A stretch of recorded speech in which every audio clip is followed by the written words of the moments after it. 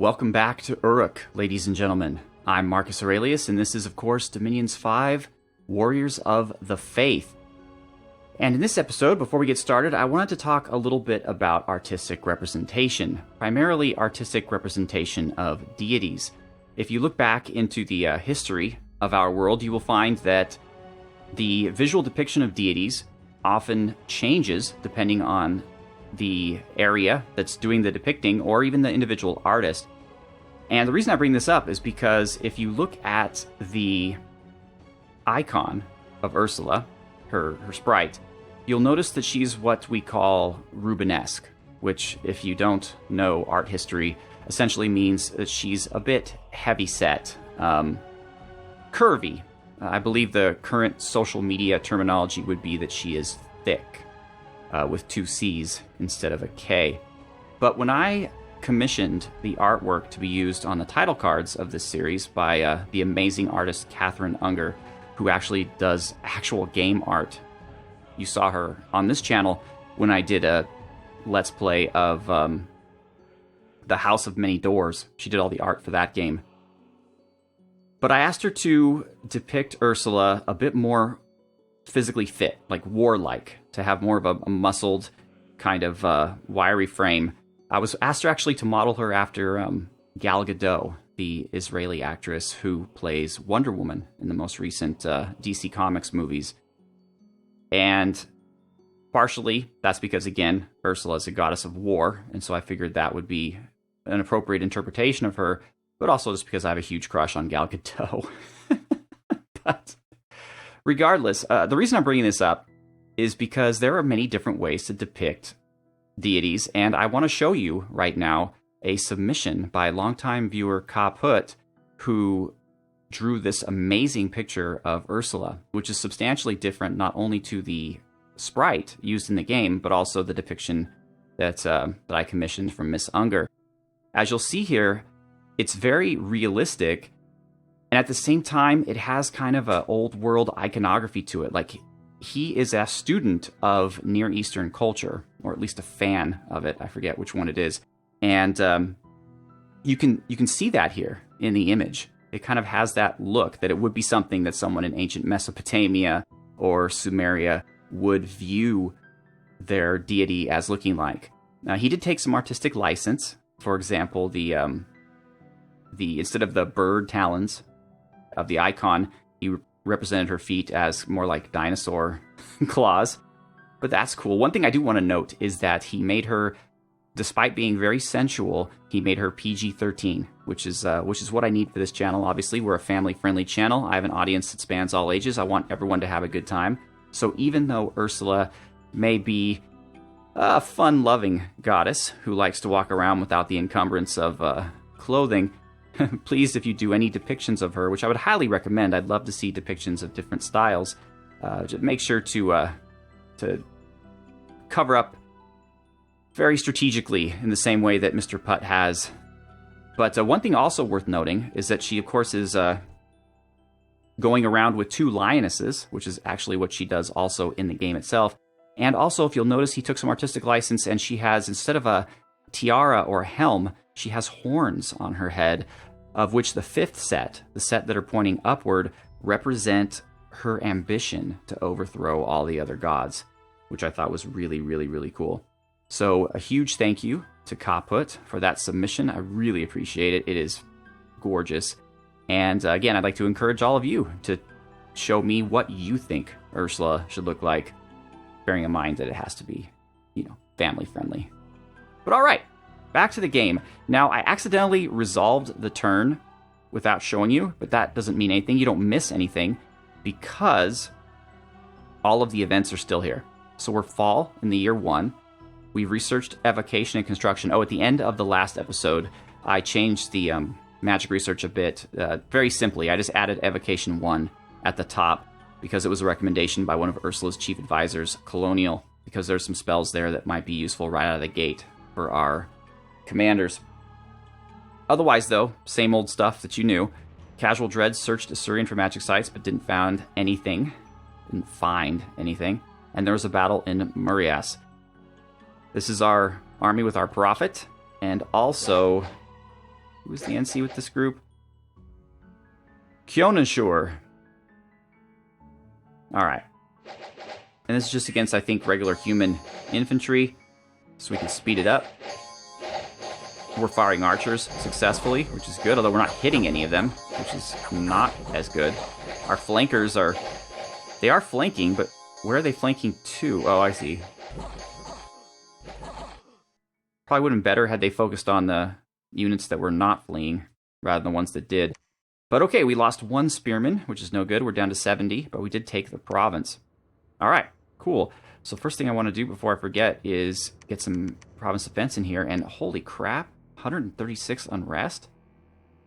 That is an awful lot of unrest. There must be an unrest-causing site in this province. I'm going to beef it up a bit more because it looks like we are bordering. Alright, I'm getting conflicting reports. I've heard yes, and I've heard ease. But why can't anyone tell me how to pronounce these guys? But funnily enough, they're national troops. They are barbarian horsemen. So either they recruited them directly from this province, or they're a mercenary group. Not entirely sure. But as a result, we, that is this group here, are going to head into Whiteport. Just because it's a farmland province, odds are it will give us some money. I don't want to go into Fenica just yet because, again, it has militias and knights. I'd like, for example, him to try to take it, fail, and weaken it, and then I can just swoop in. It's not the nicest and most neighborly thing to do, but it works. In the meantime, we're building a palisade in Sirmiak. We're building a palisade in Isurian. Casual Dread is moving to Lyratos to continue his searching. And Fulgrim... Actually, wait a minute. No, I'm sorry. Casual Dread is going to move to Highmill, and Fulgrim is going to search. We have our first shaman. I accidentally renamed him the wrong rename, so now I renamed him again to Enkidu, just for the time being, so that we can rename him to something more appropriate. Which is Patron, or maybe Patron?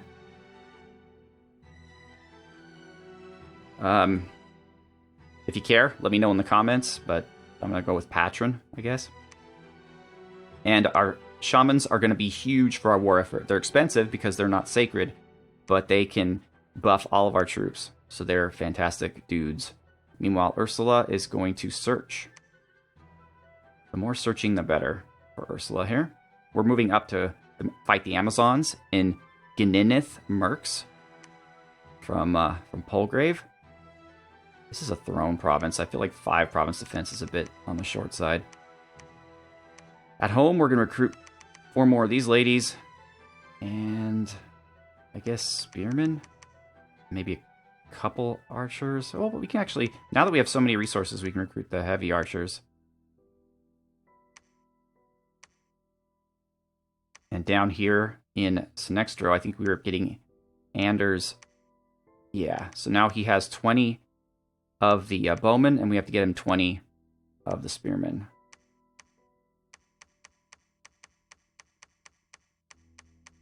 I'm just going to fire it all out because I have plenty of gold. It's not a big deal. And Lautor is down here fortifying this city. So we're actually spending our gold as soon as we're getting it. We're doing pretty well. Stoned King is now here and is going to research.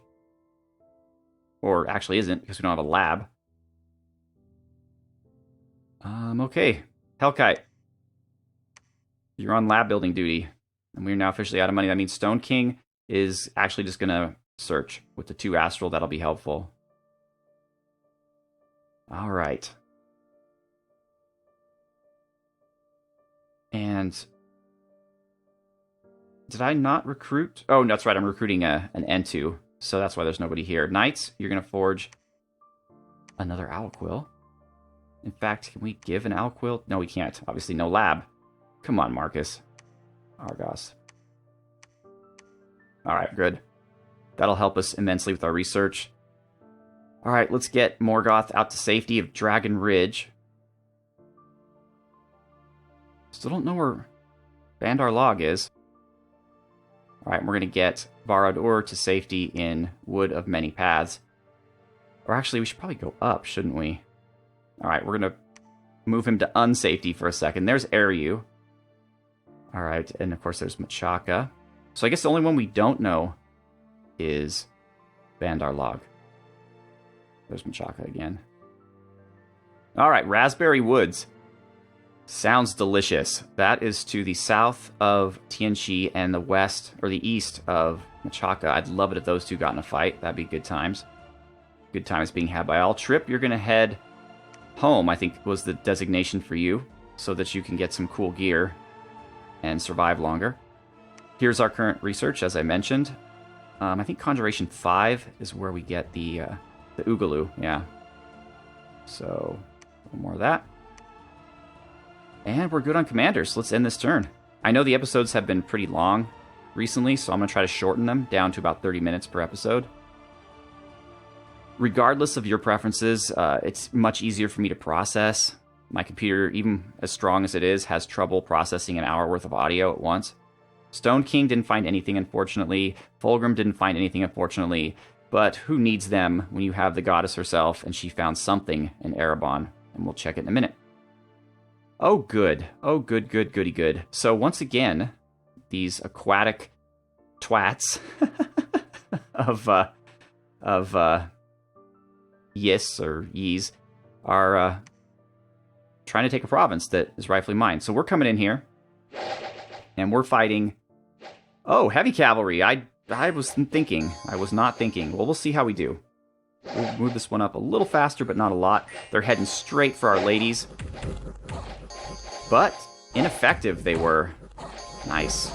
Good job, Ursula and Guard. Don't let them push you around. Our flankers are doing their flanking thing. Here they come. That's exactly what I want from them. And their leaders have fled like the cowards that they are. So, we lost another spearman, but otherwise we're okay. But here's where the hurt is going to be laid down upon us. Although these are... Okay, thank goodness. So this is a mercenary force. It's Morong Chu, or Chewy. Morong Chewy, the Khan. And he's leading a bunch of barbarian horsemen in a very peculiar line formation. Peculiar for barbarian horsemen, anyway. I guess it gives them more of a surface area to fire their arrows if somebody got hit here. Hopefully it wasn't one of my beloved commanders. Nope, we're good. Alright. So we're actually not well scripted for this army, because we're just sitting there taking a bunch of arrows, as opposed to charging into battle. But it's cool. At least there's no Morvac Knights trying to flank us. I'm pretty sure we're going to win this one. We might take a casualty from the arrows. Yeah, multiple casualties. I heard some... the death noise of the Enkidu. Well, the death noise of any male character in the game, I guess. Alright. And we have engaged in battle.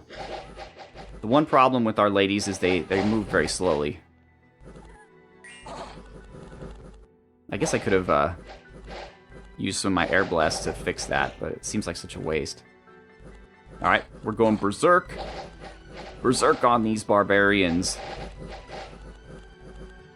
We can go a little faster, this is fine. Yep.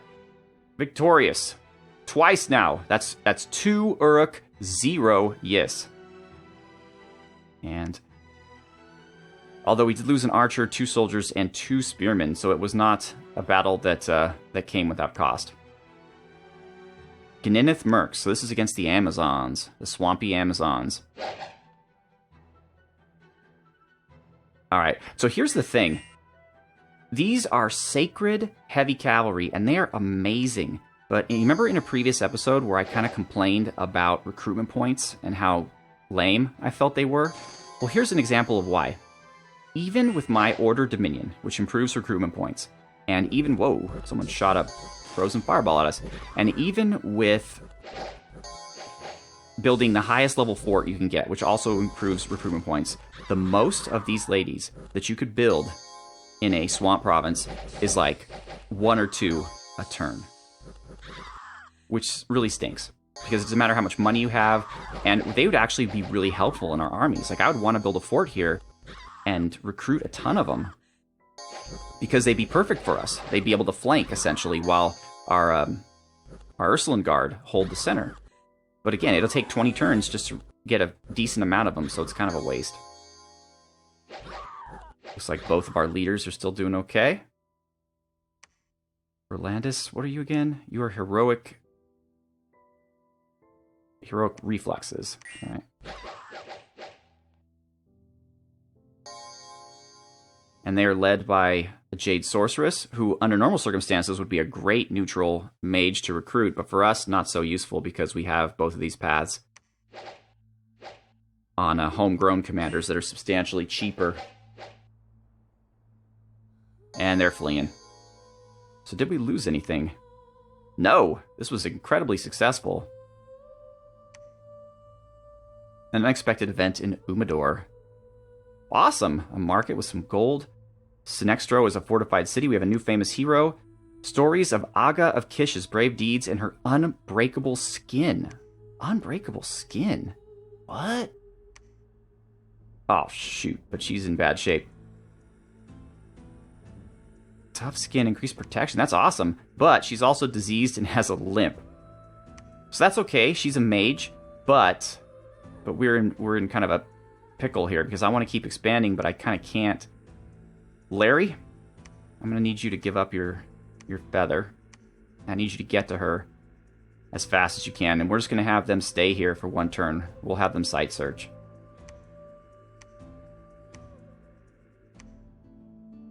Bump up the province defense. At least they get to defend us, although I have to throw a priest in there to bless them. But yeah, let's look at this. So if I want to recruit one of these, I need a temple, but they require... it doesn't tell you, but... they require something like 45 recruitment points, and we only have 36 in the entire province. Even the regular Amazon costs 14, which is almost twice as much as our regular Enkidu warrior, and they are not substantially better. I think they have a better defense skill, but they have lower strength, lower hit points. It's just the recruitment points I'm just not a big fan of. If you have an entire province full of Amazons, why is it that it'd be easier to recruit Enkidu, who would have to move there, one would suspect, over a course of time, than the native population who actually lives there? And I get it's because of population. There's only 2,000 people there, so the idea is, oh, well, a province with, 14,000 people will be easier to recruit troops than a province with 2,000. But as far as I understand, Amazons are always in swamps, or at least this particular branch of them are. You're not going to find Jade Amazons in a plains, so you're never going to be able to recruit these guys with any type of amount or ability. So it's just, I don't know. Not a huge fan, folks. I mean, I like the idea kind of, but I think it could be improved. All right, 11 here. So it looks like we're right up against Tianchi. They have Azamar. All right, let's take out Gnome Peaks. There's not enough of these guys, I think, to contest it. But we do need to make a couple changes. Instead of Word of Thorns, once again, we're going to do Final Rest, because these are undead. Undead monkeys, to be precise. And instead of Sermon of Courage, well, we'll do 2 Sermon of Courages. Sermons of Courage. Like, no, Marcus, come on. And 2 Final Rests. All right, wonderful. So let's go kill ourselves some undead monkeys. And if I were these guys, I'd start getting pretty pissed. It's like we're building a city in their cap circle. We've already defeated them twice in battle, accidentally. All right, Fulgrim, you're gonna head up here. I don't think you're gonna do much because there's already a water site. But in Casual Dread, you were gonna search. Okay, Ursula, what did you find? One of these was already here.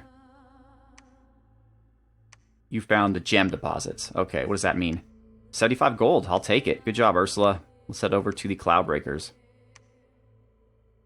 Oh, that's right. I wanted to build a fort here so that we could recruit these awesome illusionists. 2 air, lightning bolt.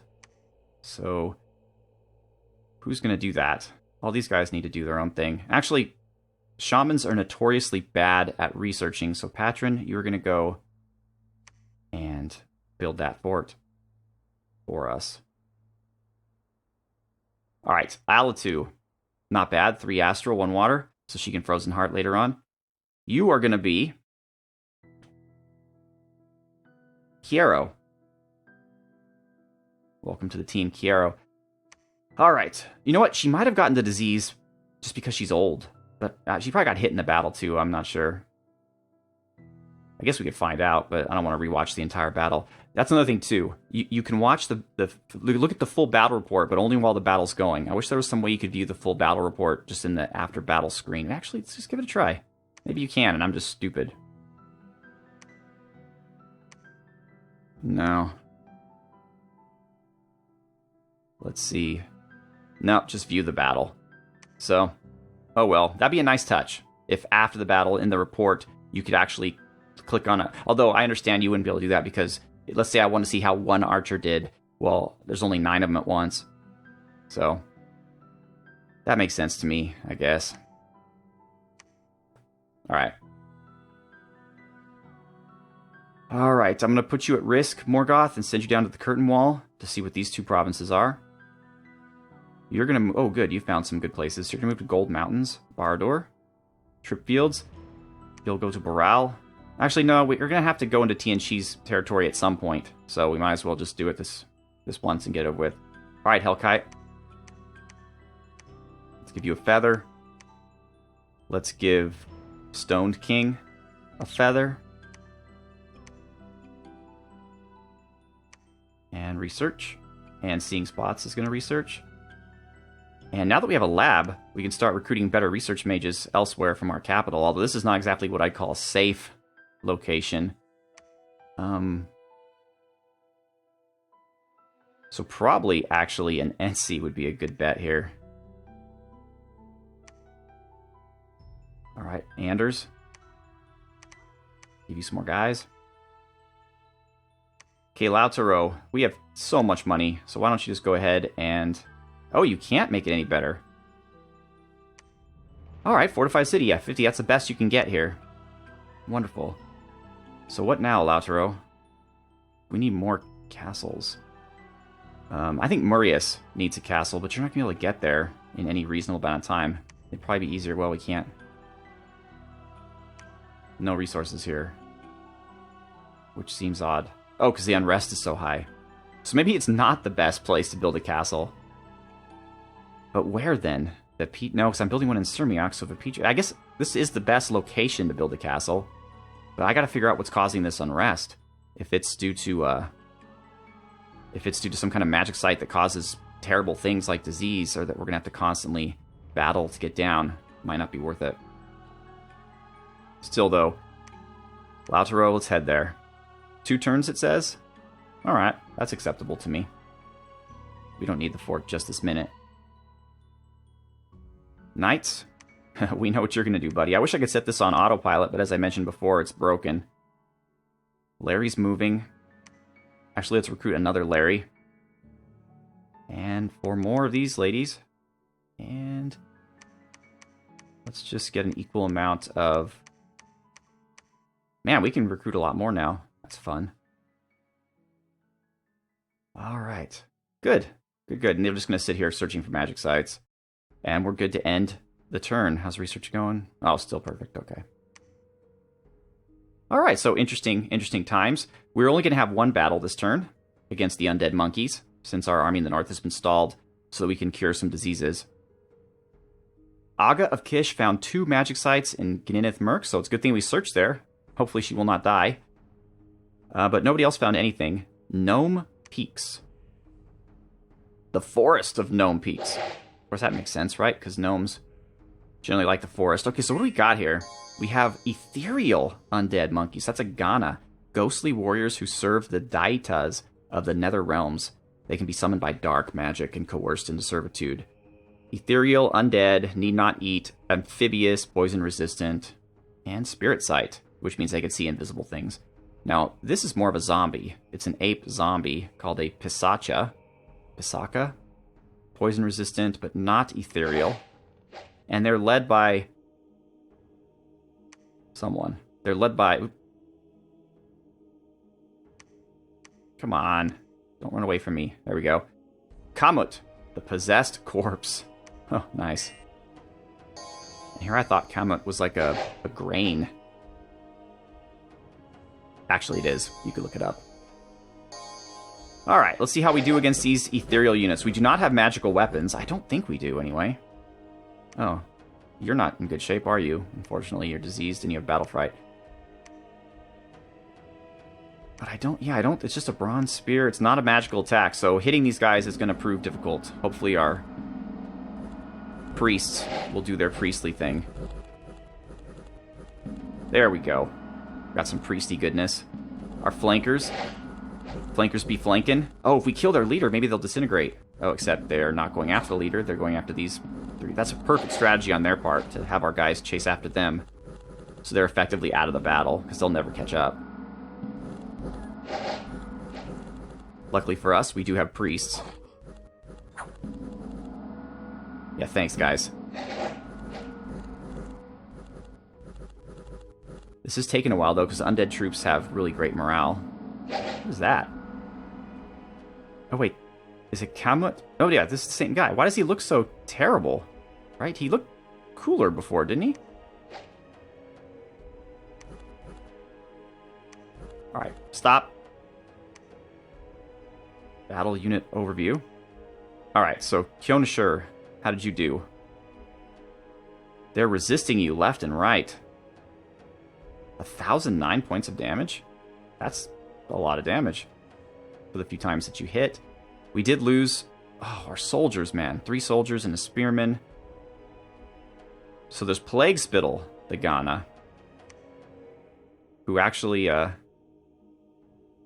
did do much. He missed a Maiden of the Moon, but they also missed him. We did kill a lot of Pisachas. I love how these ladies all have experience. What that means, of course, is that they have improved stats.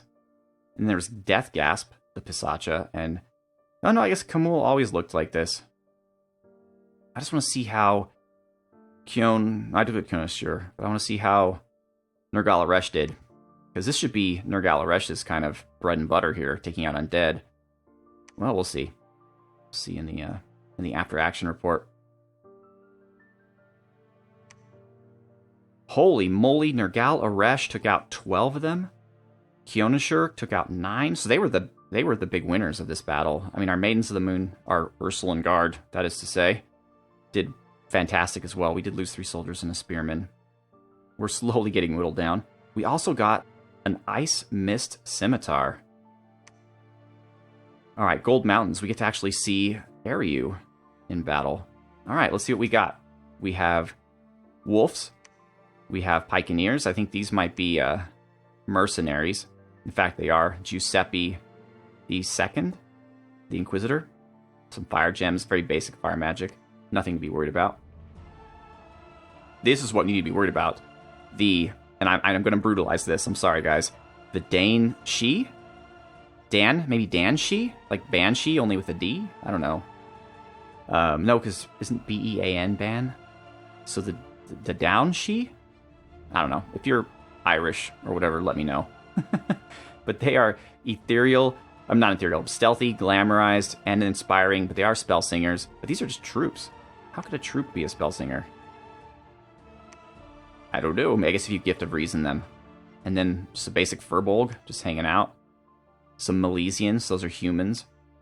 And they're being led by... this guy. Come on. This guy. No. Alright, I'm getting pissed off. Okay. Earthale, the She Champion. 1 air, 1 nature. He has some gems. Glamour, Spirit Sight, Inspirational, Forest Survival. Everything you'd expect from a cough cough elf. In fact, this isn't entirely accurate, but one way to look at this, if you want to understand it, because someone in the comments was like, Marcus, don't you know that Tuatha and Vanir are not the same? They're very different. Okay, well, yes, they are. But they have similar shape, they have similar abilities. So the way I like to think of them is the Vanir are like high elves, right? They're used to ice and cold. And the Tuatha, or the She, are wood elves. They're from the forests. They're from like Celtic mythology. Obviously, that's not a perfect a perfect translation, but for those of you who are only familiar with Tolkien and not as familiar with mythology, it's a pretty good one, I think. Alright, Sirmiok.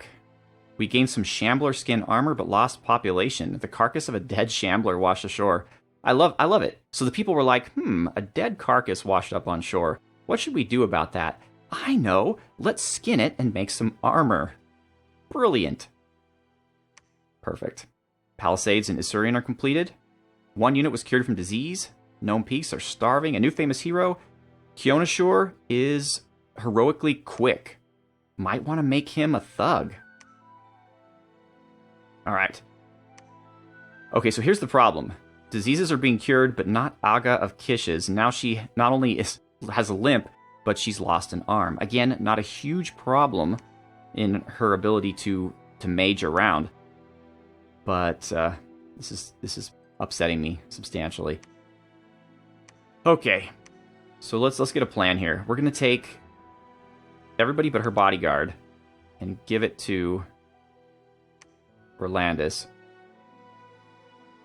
Do any of her bodyguard have diseases? Actually, you can find this out by hovering over and clicking D. None of them do, which means that if I move Berlandis out, Larry has to cure her disease. He has no other choice. Let's see where the rest are. Okay, so one of this guy has a disease. Thank you. Appreciate it. Okay, so this one guy has a disease, so obviously Larry might cure him instead of Aga of Kish, and while she's just falling apart, her arm just fell off. I mean, that's quite a disease. So we're gonna... Berlandis, you're gonna go up and take Queen Forest all by yourself. We don't need Aga. And Larry, you are going to... Do you have anything that she doesn't know? So, oh, let's find out what she found. She found a strange opening. It increases misfortune, which is sad, but it gives us astral pearls, which is not sad. And 1 water pearl, or water gem. Excellent. Alright, so that's what's going to happen. Aga is going to preach.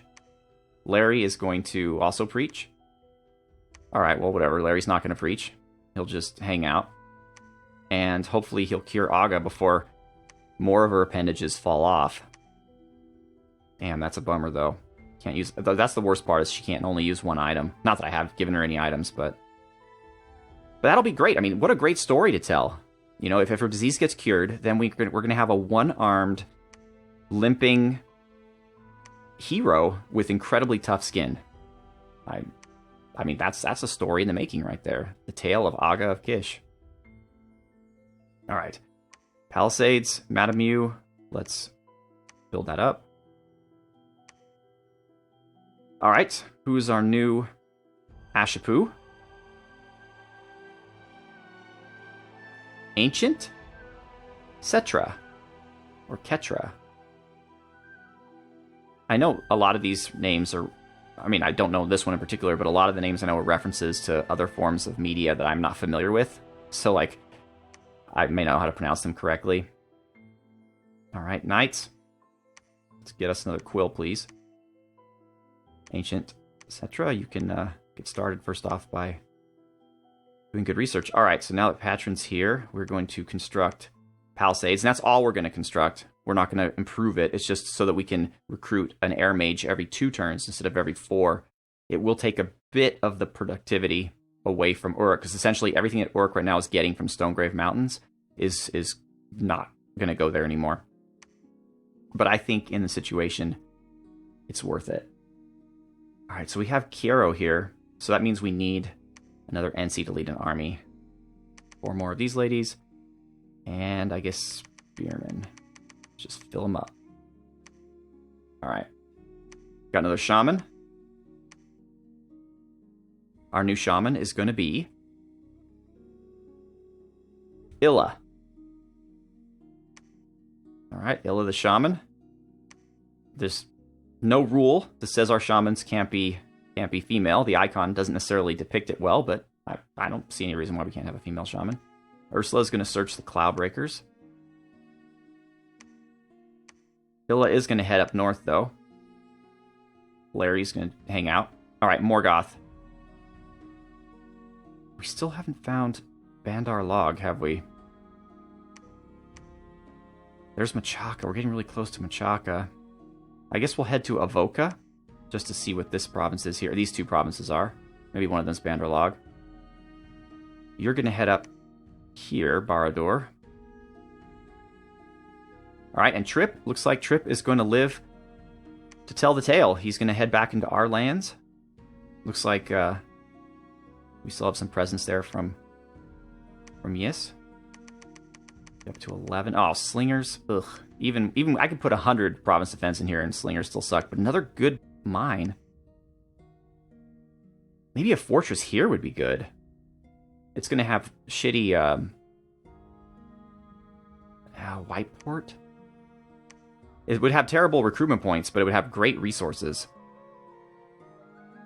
I don't know. Okay, it looks like they've managed to take their lake completely.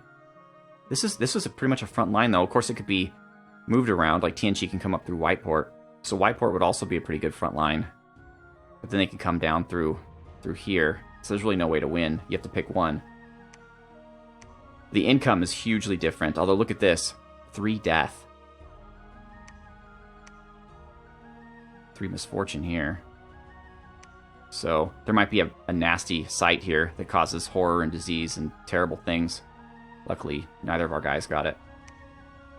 But I guess, okay, we're going to head back. And I guess we're going to have to head back through the disease-ridden place. So that's not fantastic. Well, hope for the best. That's all we can do. Otherwise, they're going to have to stay here in Gnome Peaks forever. Casual Dread. Didn't find anything, so we're going to head up here. Fulgrim. Search. I'm not expecting much out of that. All right. And ladies and gentlemen, that will be the end of the episode because we're actually almost at 40 minutes. And here I said we were going to try to keep it down to 30. So next episode, we're going to find out if Aga is cured of her disease before she suffers even more horrifying impediments. And we're going to keep rolling along, I guess. It looks like in the south, we're pretty much done. I guess we could try to take Fenica. And of course, we could try to take the throne if we're feeling lucky. But otherwise, unless we want to declare war on our friends from the sea, we're going to have to focus our attention and neutral expansion northward and hopefully, potentially, into Lake Vastness or Embracer. But we would need to forge some items to make that a possibility at this time. So once again, ladies and gentlemen, I am Marcus Aurelius. I'd like to thank you very much for watching. You are all fantastic and are capable of great things. So I want you to go out and really just do amazing stuff. All right? Have a good one.